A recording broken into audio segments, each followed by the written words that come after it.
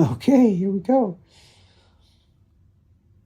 Many years ago at the old studio, someone that had come to explore with me was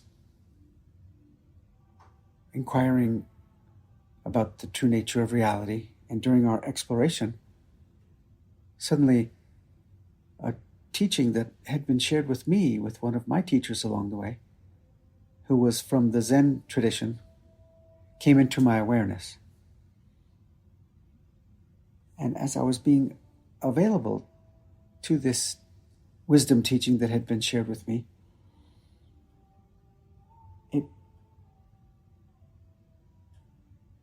became clear that it was the beginning of a story of some sort. I could feel that it was like a seed that was going to flower right in that moment.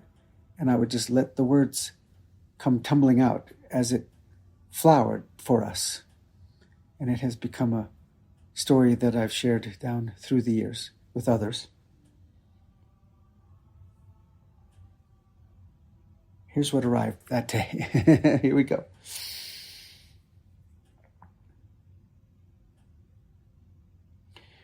There was a young person who lived in this village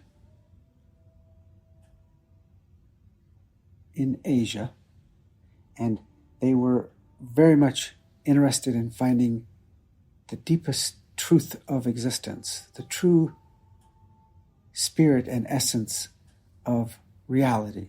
And they would ask everyone they knew very subtle and nuanced questions about the nature of reality. And people started to notice this, and then some of the elders in their village started to recommend that maybe they should consider going to the temple and becoming a monk and dedicating their life to the search for the truth. As the years unfolded, it became ever more clear to them that this, in fact, was what was most interesting to them. And so they put some provisions together and they went on the journey to go to the temple. Upon arriving at the gate of the temple, they knocked, and someone opened to greet them and said, "Hello, how are you today?" And our person said to the monk, "I'm doing so great. I'm so happy to be here. I'm wanting to let you know that I want to be a part of this life that you all live here in the temple. And I'm a very disciplined and committed seeker of the truth. May I come in and become a part of your community?" The person at the gate said, "Oh, this is so wonderful to hear. We have a tradition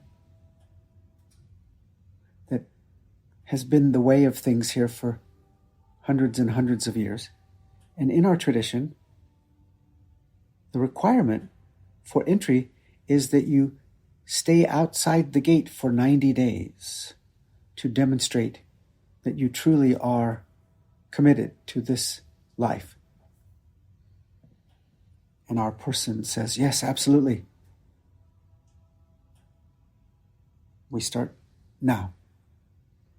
Day by day, our person is outside the gate.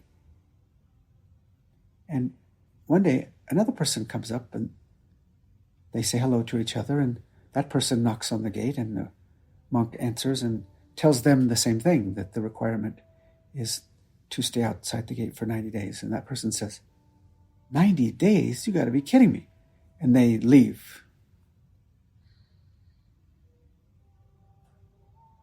Several weeks later, another person arrives, knocks on the gate, and they are told the same thing, that they have to demonstrate their commitment by waiting outside the gate for 90 days. Now, this person lasted for several weeks, and then it just was too much for them, and they left. Week after week, this went on, and our person had stayed loyal to this quest for all these weeks. Another person came one day and knocked on the gate, and they were told the same information. And they lasted 3 or 4 days, and then they left. And our person was now only 1 week away from the 90-day requirement. The final day arrived. They had made it through the 90 days. They knocked on the gate. And the monk said, "Oh, yes, welcome, come on in." And so the gate was opened and our person walks in. And now the teacher of the monks is walking with them and greeting them and orienting them to the grounds, and they're walking along a path, and our person gets very excited because they can see the temple, and the doors open and they can see all the temple monks sitting in meditation. Oh, and our person is so excited and so inspired. They've made the 90 days and they're now being taken into the temple, invited in to sit with the temple monks and search for the truth, be in the practices, open and commit themselves fully to whatever's involved here to be able to directly experience the truth. And they're so happy. The teacher walks by the pathway that goes up to the temple, and our person says, "Wait, teacher, isn't that the pathway up to the temple?" And the teacher said, "Yes, it is." "Well, why are we going this way?" And the teacher says, "Oh, well, I'm taking you to where you will be here with us." "Well, what do you mean?" "Well, your role here will not be in the temple." "What do you mean?" I made it the 90 days. I'm fully committed. We're going into the temple, right?" The teacher says, "No, that won't be your role here. You won't be a temple monk." "What?" "What?" "Yeah, that won't be your role here. Please, we're almost there. Come with me." And the person reluctantly follows along and is looking back over their shoulder at the temple. "I want to be in the temple. I did the 90 days and what's going on here?" So they are walking down by a stream, and near the stream that flows through their land, there's a big pile of wood and an axe. And the teacher says to our person, "Your role here with us will be to chop wood and carry water." "What?" Our person says, "What? What do you mean? Chop wood and carry water?" "No, I want to be in the temple where I can learn all the practices and directly experience the truth of existence." "That won't be your role here. Your role will be to chop wood and carry water. Every week I will come by and check on you and see how you're doing. And your role will be to chop the wood that you take to where we need the wood, and carry the water from the stream to where we need the water. Every day that will be your role here with us."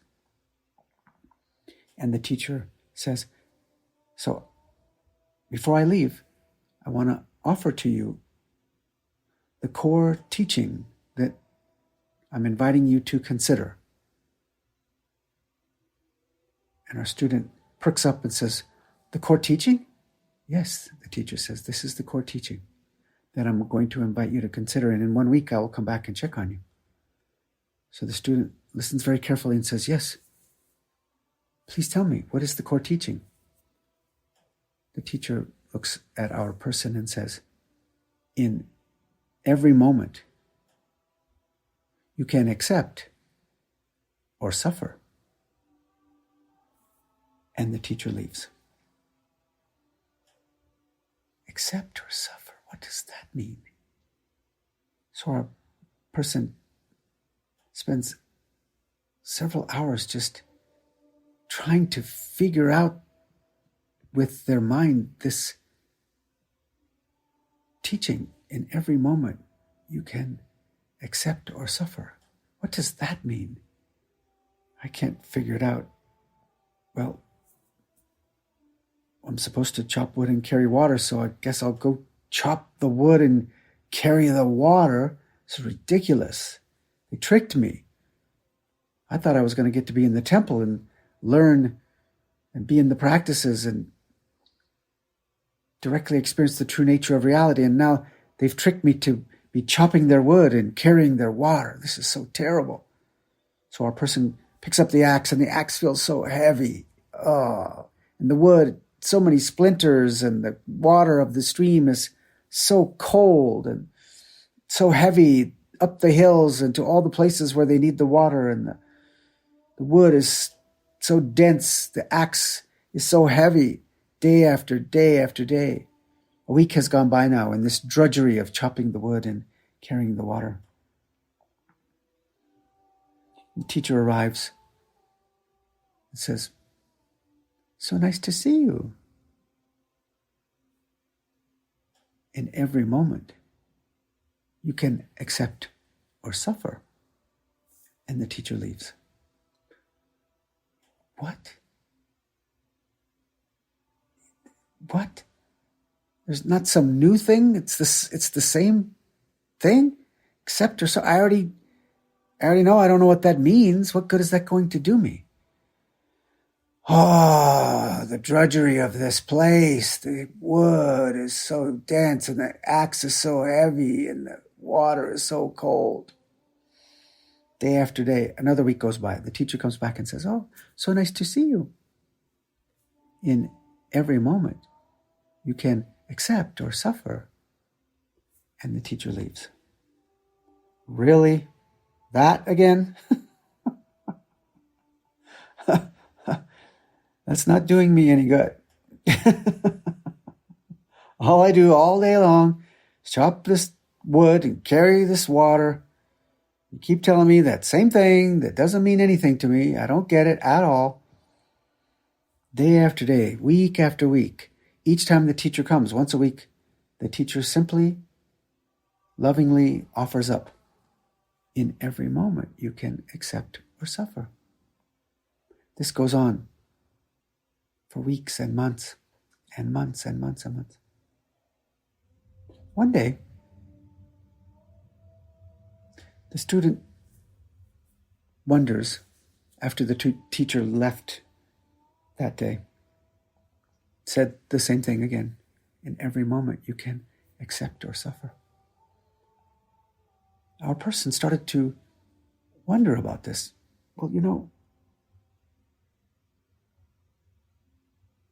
maybe I should really just be available to this in a new way. Maybe if I just consider it and not try to figure it out with my mind, if I just be available to the essence of it in every moment, okay? So let me just be available to that. Just start to notice the moments in every moment. Like when I'm picking up the axe, I'm noticing that I'm experiencing the axe as being very heavy. Is it simply because I'm resisting having to do this? Is that, can it really be that simple? It's just whether I'm accepting or resisting. Is this the possibility? In every moment, you can accept or suffer. If I accept, there'll be no suffering? Can it really be that easy? That simple? And something shifted right in the heart center of our person. Something opened, something released, and our person felt a warmth in the center of their heart, expanding out, and realized, directly experienced, that it really is that simple. In every moment of the chopping of the wood and carrying the water. It's been the resistance, the wanting to be in the temple instead of chopping the wood, wanting to be in the temple instead of truly being available to the carrying of the water. It's wanting it to be different than it is that's creating the disturbance. It was instantly, directly experienced that it really was simply a play of acceptance and resistance. It became instantly clear. A person felt so grateful to get to be the one who chops the wood and carries the water. I get to be in this beautiful place with these amazing people.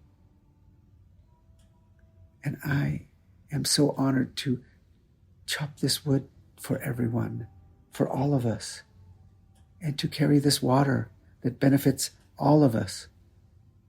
So our person went and picked up the axe and noticed for the first time in all these months how dull the axe was.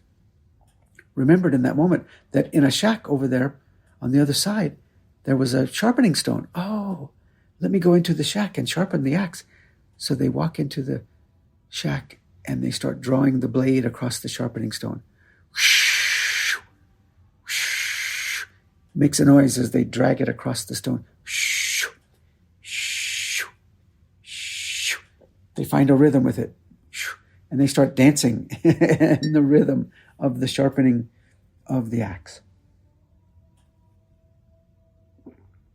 Oh, how wonderful it is to feel the molecules dragging off of the tip of the blade, and it's getting sharper and sharper. Our person holds it up to the sun, and the blade is getting sharper and sharper, and it's so much fun to sharpen this blade and get it razor sharp. Oh, it's so sharp. Let's take it out to the woodpile. And our person draws up the axe and slices through the wood with such amazing ease, and it splits open, and the fragrance of this wood, oh, it's so fragrant. I never noticed how beautifully aromatic this wood is, and the wood grain is so beautiful. Oh, this is so delightful. Chop after chop after chop, just so much fun and so playful and such enjoyment. Next thing our person knows, the whole bit of wood for the day has been chopped. Oh, that was so much fun. Let me go now to our stream. The buckets are gathered together, and our person is now looking at the stream in a new way, seeing it for the first time. This stream is so beautiful. Look at this beautiful plant life and the smell and how crystal clear this water is. Our person takes their hand and cups some water to their mouth and drinks it in, and it tastes like pure nectar. Never before had they noticed how beautifully, wonderfully, amazingly filled with energy this water is as it goes into their body, enlivening them, refreshing them. So grateful for the beautiful stream, this water.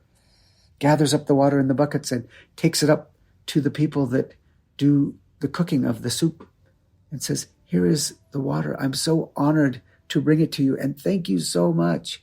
I love you so much for what you do for us, the way that you make our incredible soup. I'm so grateful to you, and bows to the soup makers. Brings the water to the people that do the laundry. Thank you so much for doing our laundry. I'm so grateful to you. I love you with all my heart. Thank you so much. Carrying the wood to the people that do the fires, that heat the food and heat the water for the cleaning of the clothes. Thank you all so much for all that you do and for the heating of all the buildings that everyone lives in.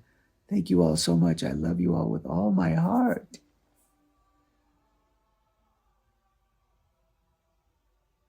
A person says hello to everybody and hugs everybody and returns back to the wood pile, sits there among the wood by the stream. And what we realize is before our person had this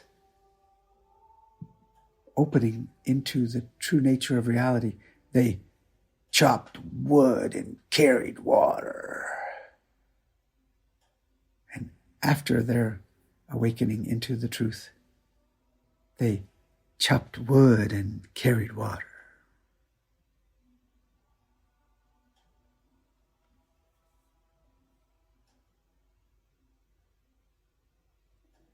In every moment,